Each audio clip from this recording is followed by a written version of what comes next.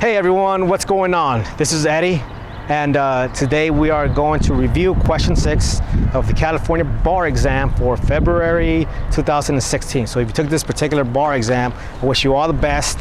And if you're a law student, and then I want you to just pause right there, okay? And I want you to follow this link here at the bottom, and I want you to print this exam out. And I want you to do this exam, because it's heavy on the UCC. And you're gonna learn a lot, watch. And that's what it all boils down to. That's what law school boils down to. That's what studying for the bar, doing these actual practice exams, because when you get to the actual bar, right, bam, you get these. All right, so let's go ahead and get started. I'm gonna assume that you already read the question. I'm gonna assume that you know how to approach these essays. So here we go. It says, on February 1st, Bing Surfboards, or Bing, ordered 400 gallons of epoxy from Super Chemicals, or Super, using a standard purchase order. Okay, so standard purchase order, that might mean that Bing is a merchant. And of course, we're dealing with goods here, so a strong possibility that we are dealing with the UCC, the Uniform Commercial Code. Okay. And then it says Bing's purchase order provided that the delivery would be no later than February 20th. But stated nothing about warranties, disclaimers, or remedies. Okay, so no later than February 20th. And some of you might be thinking, well, is that a promise or a condition? And I'm gonna say, don't worry about it at this point, because we might be under the UCC, and every breach there is a material, and it falls under the perfect tender rule. All right, let's keep going. Oh, also this sounds like an offer, right? But I'm gonna put a question mark there. Then it says, Super responded with a standard acknowledgement, bam, right there, booyah. Okay, a standard acknowledgement. So what that means is that Super might also be a merchant. So the merchant rules between merchants may apply here. Okay. Which purported to accept the order and confirm that delivery would be no later than February 20th. So they purport to accept. So there's no acceptance yet. It may be an acceptance, I'm not sure. I'm gonna proceed with caution, of course. Then it says, it also provided number 1, seller disclaims all warranties on merchantability and fitness. So there we have the additional terms. And can a party disclaim warranties? The answer is yes, it can be done contractually. Then number 2, in no event shall seller be liable for consequential damages. Can parties contract to exclude consequential damages? And the answer is yes. Let's keep going. And I still do not know if this is an acceptance or additional terms. I don't know. Number 3, this acceptance is expressly made conditional on your assent to the terms of this acceptance. Now look at clause number 3, right there, conditional assent. Those words, okay, so that's gonna trigger a 2-207-1 discussion.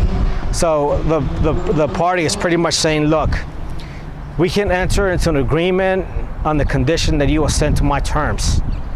And there are certain factors for 2-207-1 to be in effect. And look at this video here on 2-207, and it goes into the difference between 2-207-1 and 2-207-2. And that's always coming out on bar exams. So definitely look at this video, look at this writing here, contracts, it has templates. So definitely study these sources.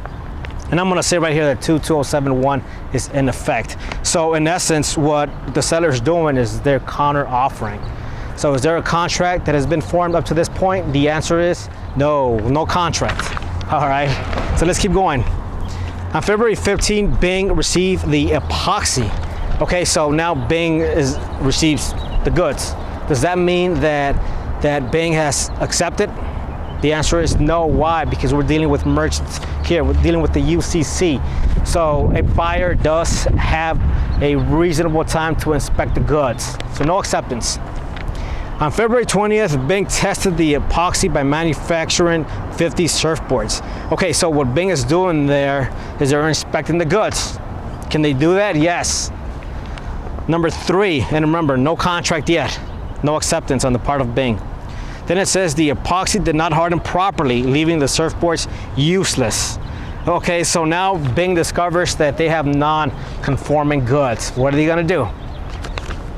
Okay. Then it says on February 23rd, Bing emailed Super stating that the epoxy had failed to harden properly and that it was returning the remaining epoxy. Okay, now what is Bing doing on February 23rd? Here's what they're doing. They're rejecting the goods. Can they reject the goods? The answer is yes. Why? Because they have not accepted. You can reject before acceptance, and that's what's going on here.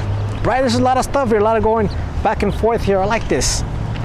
And also note that Bing seems to be acting in a proper manner, up to this point, at least. Let's keep going.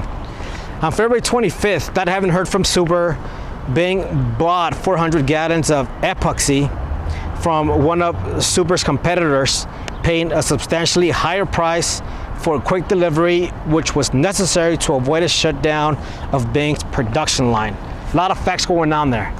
All right, so now I'm like, damn, there's a lot of stuff that's going on. But I like that, okay? I like all these little facts.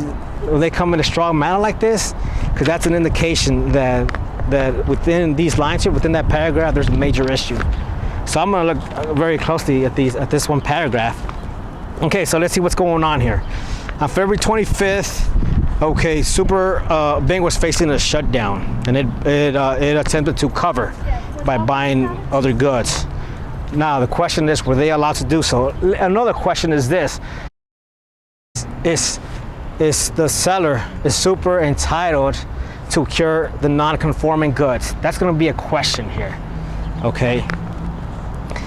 And the answer is yes. Just to let you know in advance, the seller usually does have time to cure. The question is this though: Does Super have in the fact pattern? Do they have a time to cure? Let's keep going.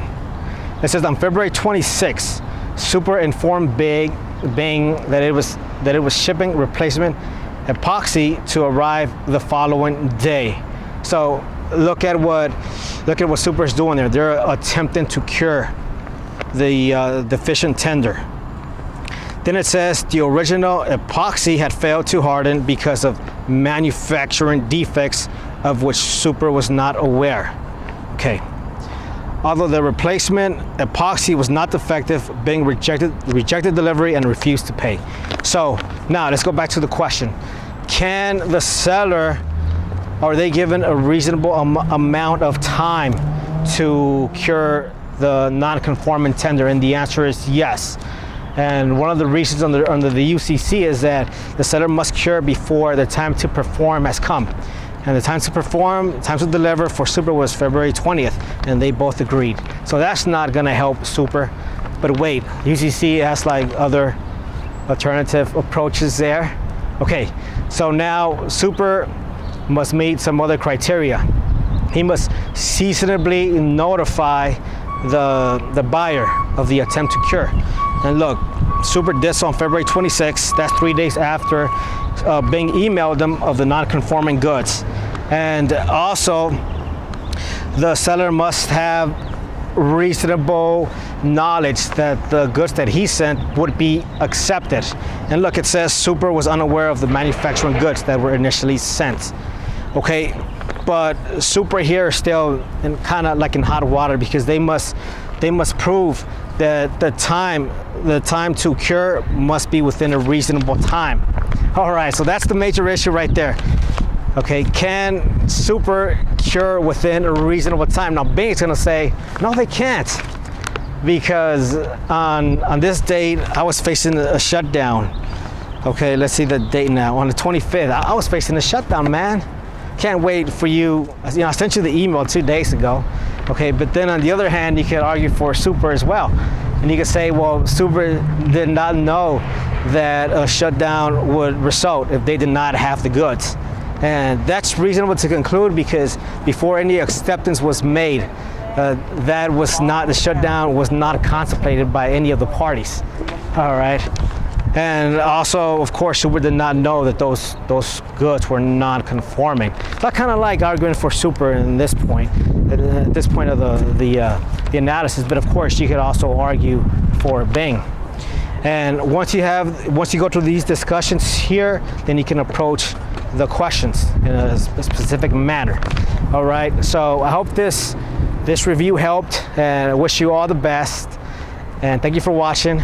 Until soon.